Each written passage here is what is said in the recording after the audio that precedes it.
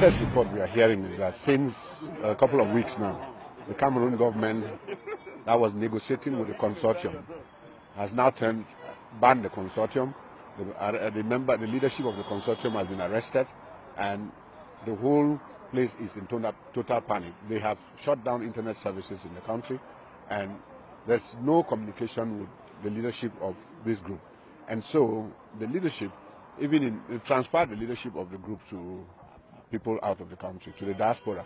And so they called today, the 27th of January, that across the world, all Cameroonians and their friends and sympathizers of this cause should get together. There will be marches across the world today. There will be marches in the UK, in London. There will be marches in Washington, D.C. There will be marches in Johannesburg, in Paris, in the Netherlands, and everywhere. So we in Nigeria, we have come from across the 36 states of this country, and we are going to march. We are going to go to the Ministry of Foreign Affairs. That's why we are standing here. From here, we're going to go to the ECOWAS. From ECOWAS, we go to the United Nations. From the United Nations, we start embassies. We go to the U.S. Embassy, we go to the UK Embassy, the French Embassy, and we will end at the Cameroon Embassy. We are going to tell all these people that we need the world to pay attention because there's an imminent genocide in Cameroon.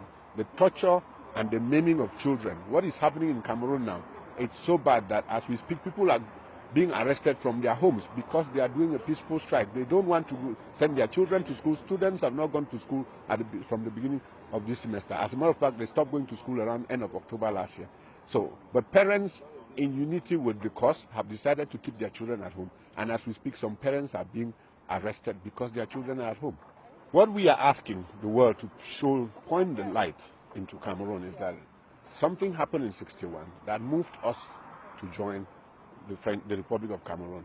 Now, we cannot turn back the clock, but what we are saying is now as it stands, give us the opportunity to vote, because the option that were given to our forefathers was that they should either have independence by joining Nigeria or by joining the Republic of Cameroon. They accepted to join Cameroon in a vote that was 60-40. So it wasn't a landslide majority like the people of the northern Cameroons who voted unanimously to stay in Nigeria. Now, when they went, the first constitution in 1961 they signed clearly stipulated that they were forming a two-state federation. Now, as we speak, we are no more in a two-state federation. We have 10 regions in that country, of which the 2 English regions are very, very marginalized. Just to give a simple example, in this year, students have been admitted into the School of Youth and Sports in a region, in a place that is in this English-speaking region. 132 students were admitted, and only 2 of them are from the English-speaking region. The marginalization has gone beyond marginalization. We have been looking at what's like extinction. So the consortium was principally formed by the teachers. The teachers went on strike, and the lawyers went on strike. Now, during the Christmas break, they formed the 2 groups, realizing that their aims, or they had a common cause for their strike, decided to get together, and they brought the civil society movement to join them. So they formed the consortium. And the government at the time accepted to negotiate with them. Now, unfortunately, before the start of the negotiations, students in November and October who were joining the strike action, some of them had been arrested. We hear numbers like 41 students had been arrested and taken to Yaoundé. Now, before the negotiations started, the consortium then asked that they should release those children because we know that they were all arrested because of this crisis. Now, the government released 21 of them, and 20 did not come.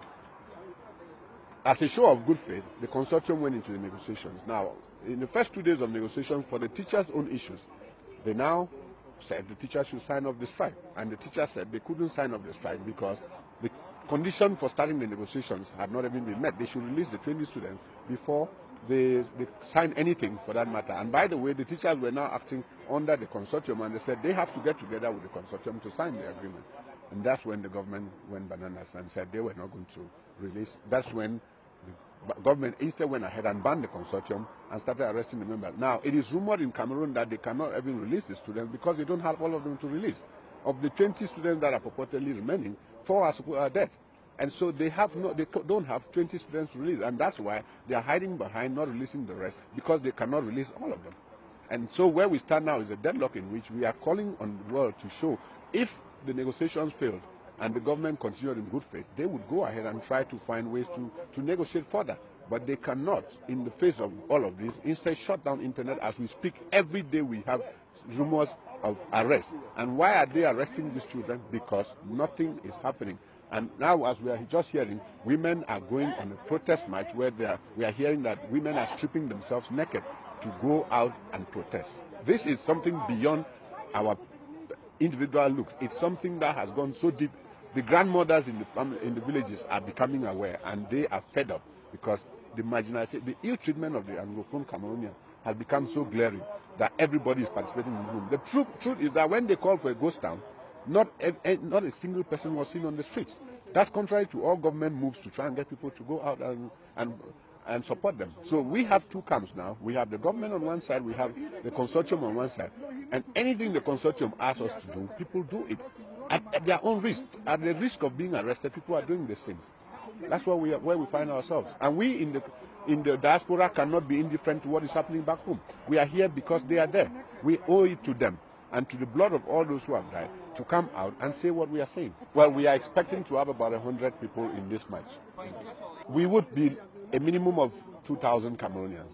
And just for the record, yes, Cameroonians, especially of southern origin, the southern Cameroonians in Nigeria, I would say 2,000, but I'm sure most people who know the numbers will tell you anything around 5,000.